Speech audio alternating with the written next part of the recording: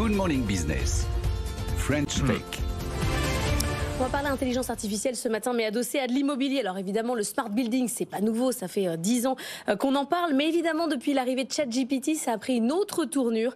Maintenant, on peut automatiquement faire des indicateurs ESG, ISR. Bonjour Robin Rivaton. Bonjour.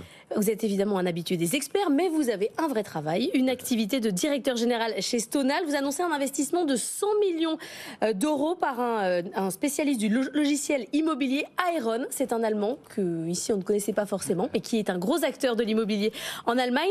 C'est pas un rachat, c'est un gros investissement, 100 millions. Il reste minoritaire, mais c'est un pas important pour vous. Oui, tout à fait. Donc Stonal reste indépendant et donc on va pouvoir utiliser cet argent pour pouvoir continuer de se développer à la fois sur les marchés où Aeron est présent, c'est-à-dire en Allemagne, aux Pays-Bas, au Royaume-Uni, et puis continuer notre politique de croissance externe que nous avons menée ces dernières années.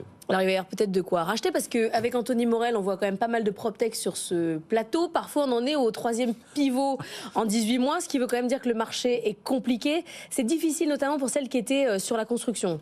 Oui, ça dépend un peu des clients que vous serviez. Si vous servez les promoteurs, la transaction de tous les agents immobiliers, évidemment, ces marchés-là se sont complètement effondrés ces 2 dernières années. À l'inverse, si vous êtes sur le métier des gestionnaires d'actifs, des gens qui sont des propriétaires immobiliers, bon, ils ont à peu près le même portefeuille qu'ils avaient avant et après la crise, et c'est un peu la cible que nous avons. Anthony, vous avez regardé Stonal GPT? Oui, exactement ce que c'est. Parce que vous avez votre propre robot conversationnel. Ouais. Oui, et puis vous avez des outils d'intelligence artificielle qui vont en fait, je parle sous votre contrôle, mais analyser et agréger tous les documents de gestion des bâtiments. Donc ça va du DPE aux baux commerciaux. Et en fait, ces documents, ils sont aujourd'hui principalement papier. C'est une énorme galère, ça prend des heures et des heures à consulter. Et là, en gros, on va pouvoir faire une recherche simplement et avoir une lecture extrêmement simple de tous ces documents. C'est ça l'idée. Oui, tout à fait. Notre conviction avec Michel Tolila, le fondateur et le président de la société, c'est que l'IA, dès la création en 2017-18, c'est que l'IA allait changer pas mal les choses.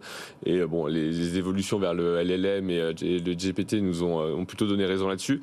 Et on s'est dit, l'immobilier est un gros collecteur de données, mais vous allez avoir quelqu'un qui va sur site faire un diagnostic de performance énergétique, quelqu'un qui va faire un relevé technique. Mais toute cette donnée, elle est stockée dans un bout de papier ou un PDF, mais elle reste morte quelque part. Et l'idée, c'est de se dire comment je peux la récupérer, l'utiliser et extraire des informations qui vont me permettre de construire ma base patrimoniale derrière. Et il vous faut beaucoup de données, évidemment. Ah bah oui, plus on en a, mieux c'est. Et après, cette donnée, et c'est là où vient Stonal GPT, on peut y accéder en langage naturel. Dans l'immobilier, vous avez 2 types de questions. Vous avez des questions qui vont être périodiques. Tous les mois, je dois avoir le reporting sur la vacance dans mon parc. Vous avez des questions qui sont éphémères. Je vous la pose, quel est le pourcentage de mon patrimoine qui est exposé à des mauvais DPE? C'est une question qui va disparaître au moment même où on apporte la réponse. Et c'est là où la requête en langage naturel est très précieuse parce que vous la posez, vous avez la réponse. Et avec quel niveau de fiabilité? Parce que là, on parle c'est de la vision par ordinateur en fait. Donc on va analyser des documents et en fait l'IA est capable de détecter des chiffres et des lettres dans des PDF typiquement. Mais il y a quand même aujourd'hui, on sait que c'est pas fiable à 100%. Et là, on parle quand même de choses où on a un besoin de précision qui est extrême pour le coup. Alors, comme je dis souvent, c'est du machine learning, donc c'est de l'apprentissage par la machine. Donc si elle apprend, elle peut faire des erreurs autant qu'un humain. Et la grosse différence, c'est que la machine est honnête. Elle est honnête, c'est-à-dire que si vous dites à quelqu'un dans vos équipes de faire un travail d'extraction et vous dire j'ai fait 100% juste, la machine, quand elle est pas sûre, elle vous dit bah ici j'ai mis une data, mais je suis qu'à 80% juste. Et puis après, vous n'avez qu'à vérifier derrière et passer derrière pour vérifier. Alors vous appuyez sur qui pour faire tout ce travail? C'est quel... Alors c'est des équipes internes. Aujourd'hui, toute notre recherche d'intelligence artificielle, elle est menée en interne. On a une équipe d'une dizaine de personnes, en plus d'une quarantaine de personnes sur la tech.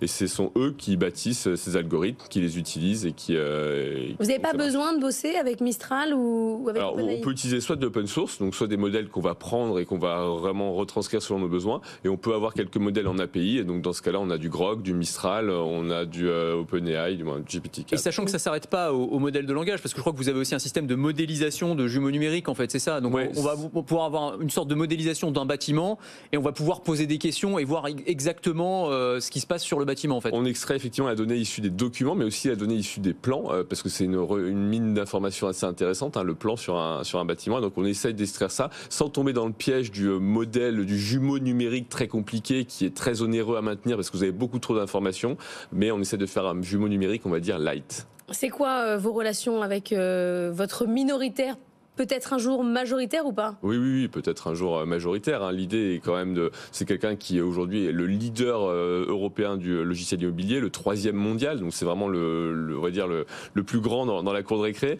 Il a 18 millions de logements. Nous, on a 1,7 million de logements sous gestion. Ils en ont 18, donc 10 fois plus.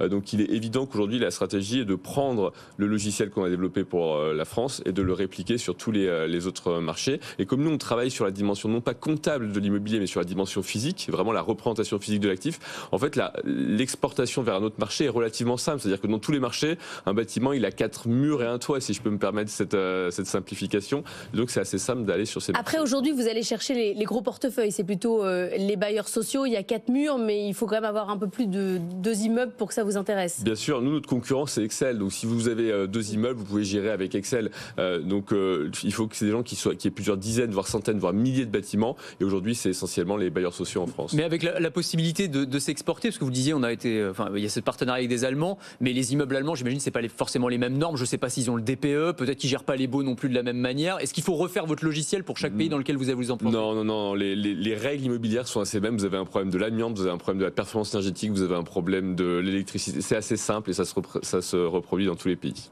Robin Rivaton, directeur général de Stonal.